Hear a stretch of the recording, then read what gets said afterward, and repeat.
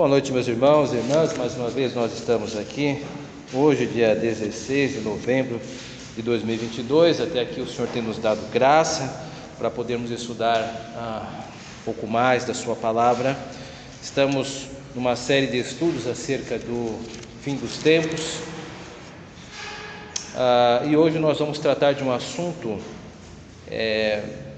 acerca do nosso encontro com Deus no futuro. Como isso se dará? Como é que o Senhor nos encontrará? O que ocorrerá conosco quando o Senhor Jesus Cristo voltar? Por conosco eu estou dizendo nós, os vivos. Os mortos nós já vimos nas quartas-feiras passadas que eles vão ressuscitar. Então, quanto a isso, nós não temos dificuldade. Sabemos que quando morremos, nosso corpo fica na terra, recebendo então a corrupção do tempo, e o nosso espírito vai para o paraíso, e lá aguarda nesse estado intermediário até que a segunda vinda de Cristo ocorra. Então o nosso espírito será novamente unido com o corpo glorificado. Agora, caso o Senhor volte antes de morrermos, o que se dará conosco? É sobre isso que nós vamos tratar, como será o nosso encontro com Deus. Mas antes, algumas considerações acerca deste tema, duas pelo menos. A primeira é que esse é um assunto futurístico. As informações que temos sobre o encontro de Jesus Cristo com sua igreja são revelacionais, ou seja, foram dadas por revelação pelos santos do Novo Testamento, e por isso estão envoltos algumas vezes em metáforas, linguagem apocalíptica. O que é a linguagem apocalíptica? A linguagem apocalíptica tem a ver com um gênero de texto que surge no primeiro século, que trata do fim dos tempos, vários livros, não só o Apocalipse, mas inclusive livros apócrifos, estão cheios dessas imagens do final dos tempos, devido a esse primeiro século. Então nós chamamos isso de linguagem apocalíptica: anjos, demônios, nuvens, explosões, terremotos. Bom, então nós precisamos estar atentos, queremos adentrar um terreno que requer cautela. Vamos observar que esse é um assunto que requer muito cuidado. E segunda consideração, que é infelizmente, a maneira como muitos ditos evangélicos lidam com o tema não ajuda nada. Existe uma interpretação conhecida como dispensacionalismo, o dispensacionalista, que apresenta posicionamentos que não têm fundamentação bíblica nenhuma, ou pelo menos não uma consistente, só que é muito popular.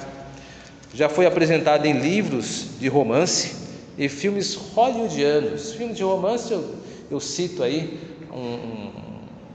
livros que tiveram alta vendagem, como Left Behind, ou Deixados para Trás, uma coletânea de 12 livros, se eu não me engano, pela Press, editora. Eu não sei se alguns irmãos conhecem, mas também existem filmes que tratam acerca disso. Aqueles filmes que mostram as pessoas sumindo, e de repente fica só as roupas, Isso aí é bem pirotécnico, e Hollywood gosta muito disso. Então tem muitos filmes acerca desta visão apocalíptica, da qual nós não concordamos, Esses materiais divulgam ferozmente especulações que se apresentam revestidas de verdades que visam apenas fundamentar um ponto de vista pirotécnico e não bíblico. Então é interessante, dá um bom filme, dá um bom seriado, dá uma leitura ficcional interessante, mas não é bíblico. Então essa é a questão do dispensacionalismo. Bom, feitas essas duas considerações, vamos apertar os cintos. Ninguém espera que suma, e se sumir, todos nós estaremos juntos com Cristo, e vamos refletir um pouco sobre o encontro com Jesus Cristo em sua segunda vinda, Para isso vamos dividir nosso assunto em duas partes hoje. Vamos tratar sobre o arrebatamento no Antigo e Novo Testamento, e quais são as principais passagens do Novo Testamento que tratam sobre o arrebatamento. Daí a palavra arrebatamento. Essa é uma palavra que ela foi sequestrada pelo dispensacionalismo. Então geralmente quando se pensa em arrebatamento, acaba se pensando em duas vindas de Cristo. Isso é um sequestro teológico, mas nós vamos trazer de volta ao refém para deixá-lo em segurança hoje. É claro que esse estudo, ele é apenas um estudo introdutório, nós não vamos aprofundar, nós estamos aguardando um pouco mais. Nas próximas algumas quartas-feiras nós vamos apresentar 3 modelos de visões do milênio, que são o dispensacionalismo, que será uma delas, também será vista, mas será vista também outras 2 bem conhecidas. Mas hoje nós vamos tratar sobre o arrebatamento da igreja. Bom, o que é o arrebatamento? Bom, de quantos arrebatamentos a Bíblia trata? Primeiro precisamos ter um consenso do que se refere o termo arrebatar. No dicionário nós temos, dos vários significados registrados, um que está próximo à nossa situação bíblica. Então, se você abrir o dicionário Ferreira de Almeida, de 1986, aí quem tem, né? Se não, alguma biblioteca talvez tenha, você vai encontrar na página 170 o seguinte verbete: arrebatar, tirar com violência ou força, arrancar. Então, arrebatar é tomar para si, ou tomar. É uma expressão que aparece na Bíblia algumas vezes, né? O Antigo Testamento apresenta alguns episódios que podem ser acomodados nestas considerações citadas, ou que se acomodam com esse termo de tomar para si. Enoque é a primeira figura bíblica que nós vamos lembrar. Essa figura, por exemplo, ela não experimenta a morte. Nós encontramos o registro do arrebatamento de Enoque no capítulo 5 do livro de Gênesis, onde depois de uma coletânea de anúncio de uma linha de descendentes e ascendentes da humanidade, né? Chega, diz que fulano nasceu, morreu, viveu tantos anos, morreu. Ciclano nasceu, viveu tantos anos, morreu. Depois vem Enoque, nasceu, andou com Deus, Deus tomou para si. Segue o jogo. Aí continua outro, fulano nasceu, morreu. Ou seja, não dá muitos detalhes, mas mostra que a morte não é o final de tudo para Deus. Deus ele pode subjugar a morte. Já em Gênesis capítulo 5 diz que esta norma da morte, ela não é tão rígida a ponto de contrariar a vontade de Deus. Deus pode subvertê-la a seu critério, como fez no caso de Enoque. Mas no caso aqui ele foi uma figura que foi tirada do convívio dos mortais e levados para Deus. Noé também pode ser retratado como uma figura que foi retirada abruptamente pela enchente do convívio de sua geração. Noé e a sua família foi arrebatada? Pode-se entender que sim, eles foram tirados de um momento de ruína. O mundo estava literalmente desabando em água e eles foram retirados, preservados, para que não viessem a serem tragados. Então Noé também é uma figura que pode ser descrita como sendo arrebatada, ele e sua família. Bom, Israel, que estava no Egito também, muitos tomam as condições de Israel como um arrebatamento. Eles estavam presos pela escravidão do Egito e de repente Deus os tira de lá com as 10 pragas, com a abertura do Mar Vermelho, a coluna de fogo. Então todos os eventos, tanto quanto apocalípticos, estão inseridos no drama da retirada dos judeus do Antigo Testamento. Eu chamo a atenção para esses eventos extremamente dramáticos, mar se abrindo, pessoas morrendo, pragas caindo, porque isto vai ocorrer mais algumas vezes na Bíblia. Então, quando nós estou fazendo um parênteses, quando nós formos estudar a literatura apocalíptica, o livro de Apocalipse, nós veremos que muitos incidentes registrados no livro de Apocalipse não têm o ineditismo que parece ter, uma coisa inédita, mas que são recapitulações de coisas que já aconteceram. Haverá ressurreições de mortos no Apocalipse? Sim, mas no Antigo Testamento também tem. Haverá pragas no livro de Apocalipse? Sim, mas nada inédito. No Êxodo tem. Então isso vai tirando um pouco dessa visão um pouco de inédito do livro do Apocalipse. Nós vamos tentando desmistificá-lo. Não é uma boa palavra, mas é o que nos dá agora. Ló e sua família também foram arrebatados, né? Isso literalmente, os anjos arrancam eles da sua casa, da cidade onde moram, antes que a destruição tenha início. E Elias, no livro de Reis, também foi retirado de Eliseu por meio de uma carruagem com um cavalo de fogo. Então, até aqui, essas figuras são importantes porque elas demonstram que estes autores, e nós citamos aqui vários autores, por exemplo, Moisés, O autor do livro de Reis, 2, pelo menos, retratam que esse tema do arrebatamento não é algo tão estranho, não é tão novo, inédito. Então esses episódios listados mostram que a ideia de arrebatar pessoa ou pessoas de determinada situação não são inéditos no Novo Testamento. A Bíblia constrói esse pensamento por meio do registro da história da redenção. Evidentemente, cada evento narrado possui suas próprias peculiaridades e especificidades. Entretanto, inegavelmente, temos a presença de um modus operandi comum. O que significa isso?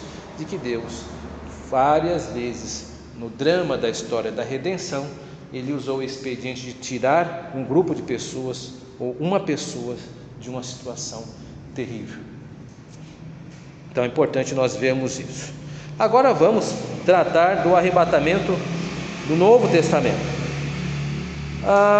Evidentemente, por ser um assunto que é dependente da revelação do Evangelho, de que Jesus é o Redentor, há tanto tempo predito, é no Novo Testamento que o assunto sobre o encontro final com Jesus Cristo é tratado com mais detalhes na Bíblia.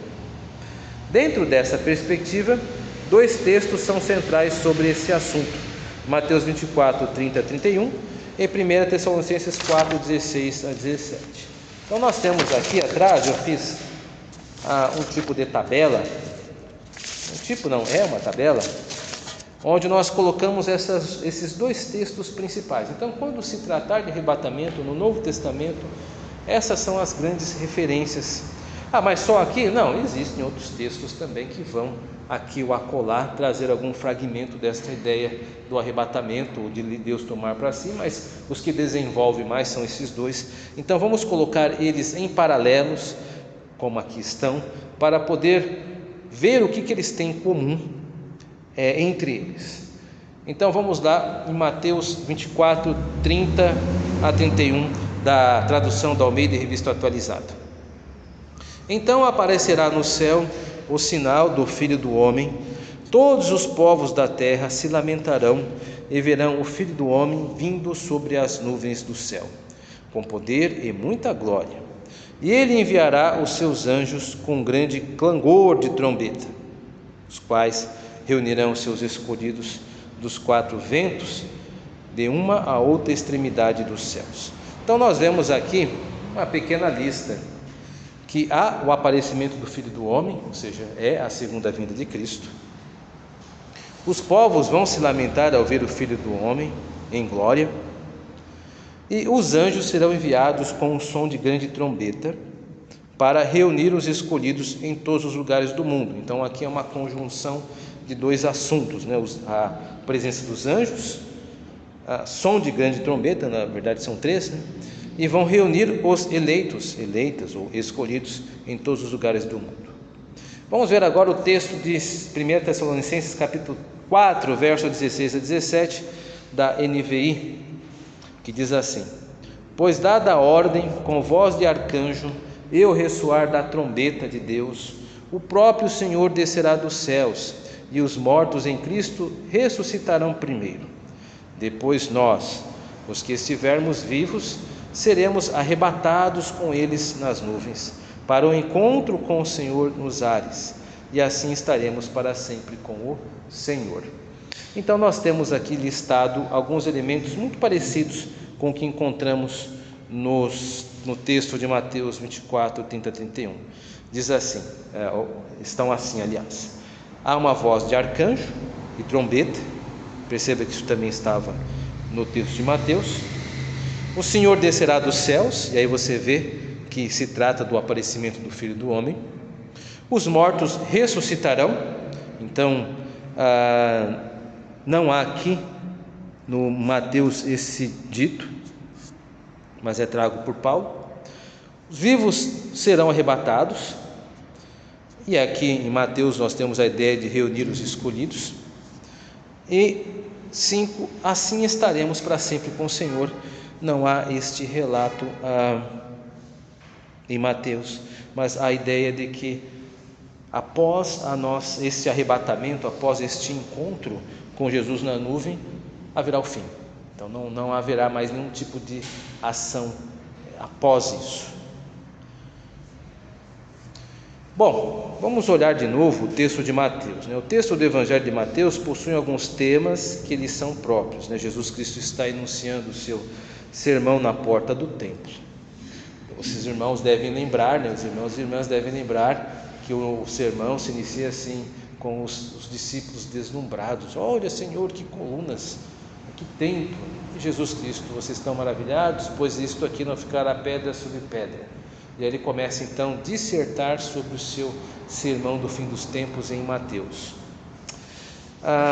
Jesus Cristo está então enunciando na porta do templo como ele veio ao mundo e o mundo não reconheceu o Filho de Deus. Esse texto possui essa reprimenda: os povos se lamentarão. Então aqui está explicado por que a ideia dos povos lamentar-se, porque na verdade quando Jesus Cristo está proferindo o seu sermão, é o último sermão do Evangelho.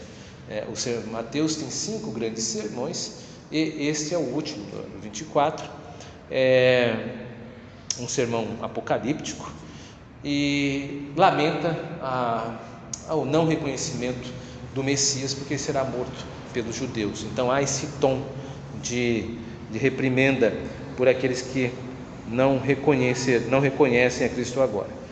Bom, já o texto da carta aos Tessalonicenses possui um tom mais didático, mais professoral. Note a intenção de oferecer uma ordem aos eventos, por exemplo, um segmento assim: os mortos ressuscitarão primeiro, depois nós, os que estivermos vivos, seremos arrebatados. Então há um didatismo aqui, uma forma de tentar alinhavar os acontecimentos, coisas que Mateus não está tão preocupado.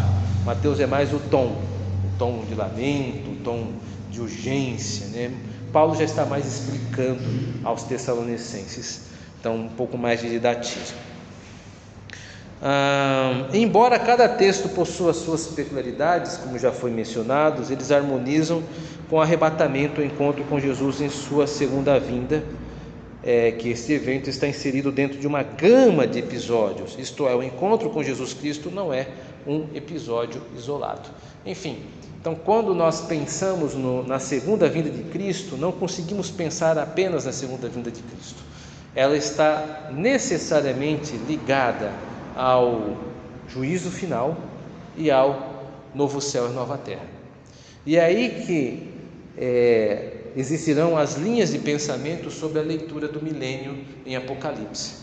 Então, por causa desta necessidade e dependência desses assuntos, o assunto do juízo ele está em ligação dependente com a segunda vinda de Cristo, assim como a ressurreição, assim como o novo céu.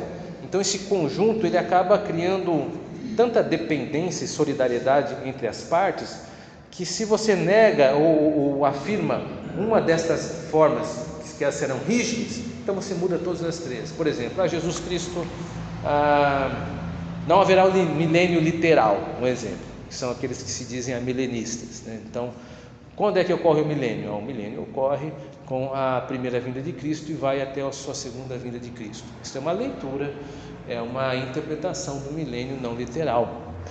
Alguns vão dizer, não, o milênio ele é literal, ele ocorre mesmo, Jesus Cristo irá voltar e estabelecerá um reinado de 1000 anos. Isto precisa acontecer porque as profecias dos profetas no Antigo Testamento denunciavam acerca disso, e o Senhor vai fazer com que isso se cumpra literalmente. Então você tem aí uma visão de um milênio que irá acontecer.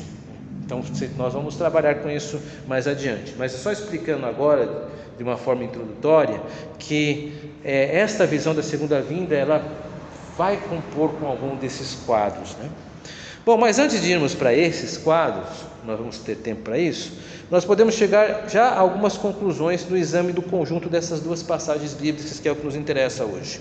Primeiro, a segunda vinda de Jesus Cristo será um evento público e notório, isso é importante.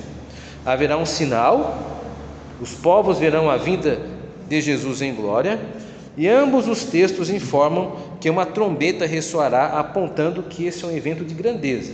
Então aqui alguns entendem que a ideia de trombeta pode ser uma metáfora de algo que é muito grande e que simplesmente aponta para um evento de enormes proporções. Por exemplo, quando Deus deu a lei no Sinai existia ao registro de grandes sons de trombetas. Então, alguns dizem, isso aqui é só para mostrar a grandeza do evento, isso é um evento tão grande quanto a vinda do Senhor no Sinai. De qualquer forma, será um evento público e notório. Mas isso é simples, todo mundo afirma. Não afirma. Você está diante de um Brasil evangélico, sendo que 80% dos evangélicos discordam disso. Eles vão dizer que Jesus virá de uma forma secreta, virá e as pessoas não vão perceber. Isso não faz sentido. Pode dizer, não faz sentido se você olhar para esses dois textos bíblicos que estão dizendo que haverá um sinal e todos verão. Entretanto, a maior parte dos evangélicos brasileiros, principalmente o ramo pentecostal, que é dispensacionalista, vai dizer que não, Jesus virá de uma forma secreta e para os seus, o pessoal meio que vai passar despercebido, só vão se converter alguns que notarão. Então é estranha esta ideia de vinda secreta de Cristo. Então Jesus Cristo virá e todos os olhos o verão. Tem um texto que diz isso, não é nenhum destes, mas há o registro que será público e notório. 2. A igreja reunir-se-á ao Senhor. Os que estiverem mortos serão ressuscitados, e os que estiverem vivos serão transformados. Esses, os eleitos e eleitas de Deus, serão cuidadosamente conduzidos ao Senhor pelos anjos, como diz aqui o texto em Mateus. O que quer dizer com isso? Que nós seremos transformados e iremos ao encontro do Senhor com os nossos corpos revestidos, que eram então corruptos, serão revestidos de imortalidade. Nós teremos o nosso corpo transformados para nos encontrar com o Senhor. Muitas seitas, elas não concordam com isso. O dispensacionalismo, por exemplo, é um termo que não concorda. Ele diz que o Senhor virá nas nuvens, ficará aguardando todo mundo subir e depois voltar de novo. Vai voltar para o céu e falar, vamos esperar mais 3 anos, daqui a pouco a gente volta de novo. Gente, vamos ter um segundo turno aí. Não, então a Bíblia não diz isso. Jesus Cristo vem, mortos ressuscitam, pessoas vivas são transformadas, e aí já começa o grande juízo final. Terceiro, a segunda vinda de Jesus Cristo será uma revelação final e cabal. A figura dos anjos, a participação deles nesse grande evento, ressalta que esse será um trabalho grandioso. O final é apresentado no texto de Tessalonicenses. Estaremos para sempre com o Senhor. Indica assim que essa cadeia de eventos se encerra o drama da história da redenção. Então, embora a ideia de estaremos para sempre com o Senhor, ela seja quase um grande resumo, mas ela não dá ensejo de que haverá outros ciclos de acontecimento. Então o que vai acontecer? Não, agora vai ter um período de grande tribulação, e depois dessa grande tribulação, mais 3 anos, o anticristo vem, aí depois vem outros eventos, etc. Não, acabou, Jesus Cristo veio, mortos ressuscitam, pessoas vivas são transformadas, já se achegam no juízo, serão julgados pelo Senhor, e a partir daí novo céu e nova terra. Depois a gente encaixa o milênio nisso, tá? Primeiro vamos ficar com os blocos mais vigorosos aí. Para encerrar então, algumas últimas considerações. Ao tratarmos do assunto encontro de Jesus Cristo e sua igreja, é preciso considerar que não é um modus operandi inédito. Mais uma vez eu insisto isso. No Antigo Testamento existem episódios que aludem ao arrebatamento, e que no Novo Testamento o arrebatamento está associado a um de vários eventos que ocorrem sucessivamente, uma cadeia de eventos. Cuidado com os grupos que se dizem evangélicos e querem sequestrar o entendimento de arrebatamento, dizendo que isso ocorrerá de 2 maneiras, um para um grupo e outro para a igreja. Esse tipo de interpretação não possui consistência bíblica. Mas eu tenho uma Bíblia de estudo que diz isso. Por isso que eu acho que a melhor Bíblia de estudo que tem, não existe mais. Ela chamava-se Bíblia de Estudo Indutiva. Ela tinha um texto bíblico e um rodapé de pelo menos 5 centímetros. E estava escrito no começo da Bíblia: leia a Bíblia e estude, e vai fazendo as suas próprias anotações. É a melhor Bíblia de estudo. Por quê? Porque vai exigir de você esforço de ler e tirar suas conclusões com texto, com cuidado e dedimento. É melhor do que pegar tudo já posto. Então, muito cuidado com essas Bíblias de estudos que se propagandeiam como a última referência de todos os tempos, a melhor. Cuidado, isso dá certo para marketing, vende bastante, mas não é verdade. Não é bem assim que acontece. Nada substitui o olhar com carinho pessoal, o acolhimento do texto sagrado para a nossa vida por você, tá? Então, meus irmãos e irmãs, nós que continuamos na igreja, vamos debater um pouco mais esses assuntos. Vocês que estão nos ouvindo, tem aí o convite posto, para que um dia possa estar aqui conosco, para podermos discutir também nesta segunda etapa do estudo bíblico. Que Deus nos abençoe a todos, um grande abraço.